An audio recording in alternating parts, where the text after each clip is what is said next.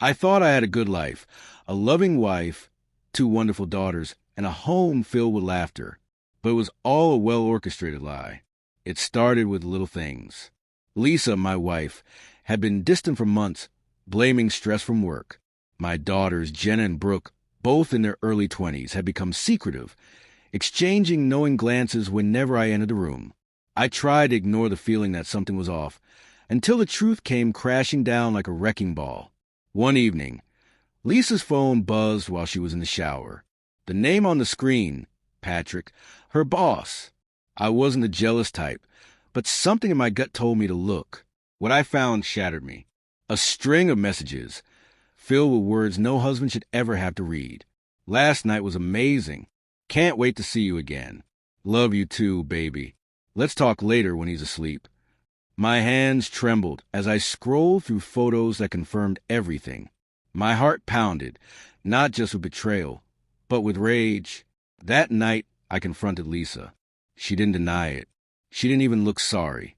You're overreacting, she scoffed, arms crossed. It's been going on for a year. It's not like I was ever going to leave you. You provide stability. Patrick is just fun. Fun. The word burned. But what shattered me wasn't just her affair. It was what came next. Jenna and Brooke stepped in. Come on, Dad, Brooke said. Mom's happy. Why ruin everything over one mistake? One mistake. I repeated, barely believing what I was hearing. We knew, Jen admitted, but it wasn't a big deal. It's not like you were ever supposed to find out. They had known. They had helped. Lied to me. Covered for her. Protected her affair like some kind of twisted family secret. That night, I didn't sleep. I lay staring at the ceiling, feeling hollow. My wife had betrayed me, but my daughters, they had chosen her. That's when I made my decision. Lisa expected a fight. She thought I'd grovel, that we'd go to therapy, that I'd be the good husband who swept it under the rug. Instead, 2 days later, she came home to divorce papers on the kitchen table. You're joking, she scoffed. No, I said, I want you out by the end of the week. Her smirk faltered. Then came the waterworks, the excuses, the gaslighting. I made a mistake. You can't just erase our family over this. But I wasn't listening.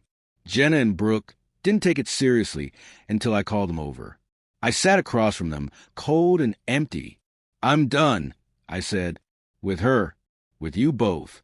You made your choice. Now live with it. Their shock was almost amusing. Dad, you don't mean that, Jenna whispered. I do. I slid an envelope across the table. I'm changing my will. You get nothing. Brooke laughed, but was nervous. You can't be serious. We're your daughters. No, I said. You're her daughters. You made that clear. Lisa looked panicked. Maybe she thought I'd eventually forgive and forget. Maybe she believed that, in the end, family always wins. But betrayal has a price, and I was done paying for their happiness at the cost of my dignity. The divorce was fast. I had all the evidence I needed. Lisa walked away with little. And Patrick? He didn't stick around. Turns out, he enjoyed sleeping with married women, not committing to them. Jenna and Brooke still called. They texted. They begged. They wanted their father back. But I was already gone. I moved to a new city, rebuilt my life, found love again with a woman who actually respected me. I never looked back. Some betrayals are too deep to forgive. Sometimes, blood isn't thicker than self-respect. 3 years passed. My new home was smaller, quieter, but was mine, free of ghosts and betrayals. I met Claire, a woman who had endured her own heartbreak. We understood each other. No lies, no masks, just two people trying to rebuild. But the past has a way of creeping back in. One evening, as Claire and I sat on the porch watching the sunset, my phone buzzed. I barely glanced at it before silencing it. Jenna, again. Over the years, both she and Brooke had tried everything. Angry voicemails, tearful apologies, guilt trips about family and moving on. I never responded. Then a knock at my door. I stiffened. No one ever just showed up at my house. Claire placed a hand on my arm. You okay? I forced a nod. I will be. Opening the door, I found Jenna standing there, looking like a woman on the verge of collapse. Dad, she whispered. For the first time since that night, I saw genuine regret in her eyes. Not the defensive, entitled anger. Not the rehearsed apologies over text. Just pain. I know you don't want to see me, she said. But please, let me explain. I debated closing the door in her face. But something in me, maybe curiosity, maybe a lingering shred of fatherly instinct, let her in. Claire took that as her cue to give us space. Jenna stood awkwardly in my living room, looking around the home she had never been invited to. I gestured for her to sit, but she hesitated. You look good, she said. I said nothing. She sighed. I guess I deserve that. A long pause. Then, finally, words I never thought I'd hear. You were right to cut us off. I stared at her. She swallowed hard. When we defended Mom, we thought we were protecting our family. But really, we were protecting her choices, even when we knew they were wrong. She shook her head.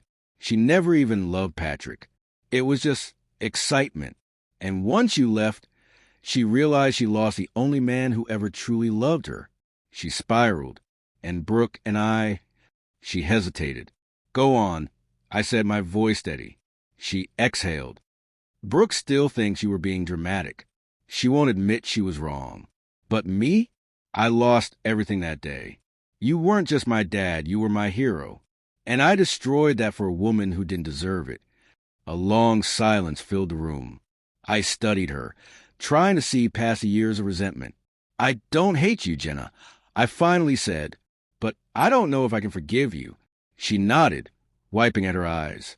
I don't expect you to, but I needed you to know I regret it every single day. I looked down at my hands. For the first time in a long time, I felt something shift inside me. Not anger, not bitterness, just tiredness. Maybe, just maybe, the door wasn't completely shut, but it wouldn't be easy. And I wouldn't be the one chasing after them anymore. After Jenna left, Claire returned, settling beside me. How do you feel? She asked. I let out a long breath, like the past finally caught up to me. She squeezed my hand. I looked at the door where my daughter had walked out, then back at the life I had rebuilt. It's not my burden to carry anymore. They had to make their peace. And for the first time in a long time, I felt free.